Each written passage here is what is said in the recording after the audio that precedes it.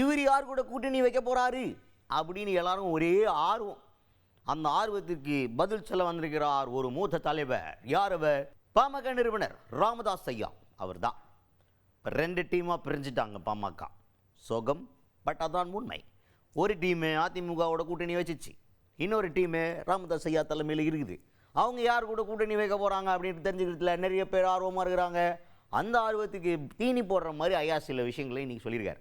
அவர்கிட்ட என்ன கேட்டாங்கன்னா, திராவிட கட்சிகளோட கூட்டணி வைக்கிறதுக்கான வாய்ப்பு இருக்கா அப்படின்னு தான் கேட்டாங்க. இருக்குது, கண்டிப்பாக இருக்குது. திராவிட கட்சிகளோட கூட்டணி அமையும். இப்போ ஆனால் அதற்கான சமயம் இப்போ உடனே முடிவு பண்ண முடியாது. அது கொஞ்சம் டைம் எடுத்து பண்ணுவோம். 28ஆம் தேதிக்குள்ளே தான்னு தெரிஞ்சிடும். நீங்கள் அப்புறம் இவர் மடல் எழுதியிருக்கிறார் தன்னுடைய ஆதரவாளர்களுக்கு. அதில் நமக்கான வாகனம் தயாராகிவிட்டது, ஏறி போயிட்டே இருக்க வேண்டியா அப்படின்ற மாதிரி போட்டார் போல். அந்த வாகனம் எந்த வாகனம் அப்படின்னு கேட்டால், எல்லாம் நல்ல வாகனம் தான், 28ஆம் தேதிக்குள்ளே தினியா பொறுத்துருங்க அப்படின்ற மாதிரி நிறைய கேள்விகளுக்கு வரிசையாக பதில் சொல்லியிருக்காரு ராமதாஸ் ஐயா அவர்கள். இன்றைக்கே முடிவு செய்ய முடியாது, ஏன்னா அதுக்கான களம் சரியாக அமையவில்லை.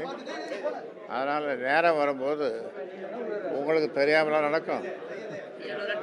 திராவிட கட்சிகளோட கூட்டணி இருக்குமா இருக்காது ஐயா? இருக்கும்.